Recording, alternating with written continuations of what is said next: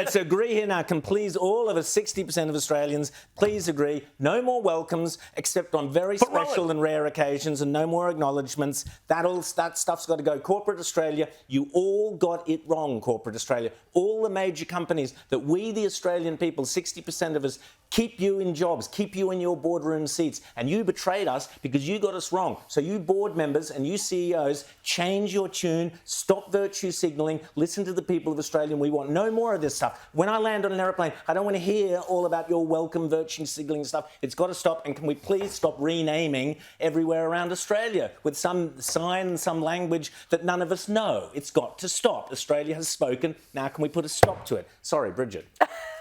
It's okay. I completely agree about the crony capitalism that's been going on in this hand-in-glove relationship between corporate Australia, the elites, not just the highly educated and privileged wealthy, but also our sporting heroes, our celebrities, our corporate elites, all wanting to tell Australians how to think and what to do, and silent majority en masse quietly walked into polling booths around the country. Kind and generous Australians walked in and said, we are kind and generous. We are not racist. Exactly. We want reconciliation, but we do not agree with you, Prime Minister. Exactly. And, sorry, just quickly, Rita, I want to play you this clip from Dean Parkin last night. Now, going on what James was saying, the response there from the Marshall Langdons and Noel Pearsons is bitter and twisted. Now let's have a listen to Dean Parkin speaking last night. We did all we could to ensure that the proposal was strong, but it is clear from the result that we were not able to reach you through that, and we were not able to reach you and cut through what has been the single largest misinformation campaign that this country has ever seen. Rita?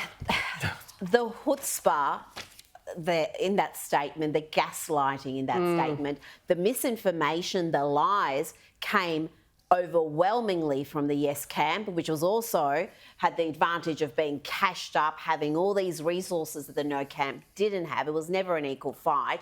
And now, I mean, it is just so bitter and twisted to blame misinformation rather than acknowledge that, no, Australians looked at what you were offering and rejected it. In fact, the latest poll that came out, the YouGov poll, showed those who had read the Uluru Statement were more likely to vote no than those who hadn't. Well, this is the thing. I mean, you know, we are going to now see what I keep calling a tantrum of the elites. We are going to see a tantrum of the elites in this country where they seek to blame everybody, including people sitting at this desk, for the failure of a proposition that was doomed to fail because of their own hubris. And we'll talk about misinformation. Here's a very brief list of misinformation that they put out. They put out that 80% of Indigenous people supported the Voice. Wrong. 59%.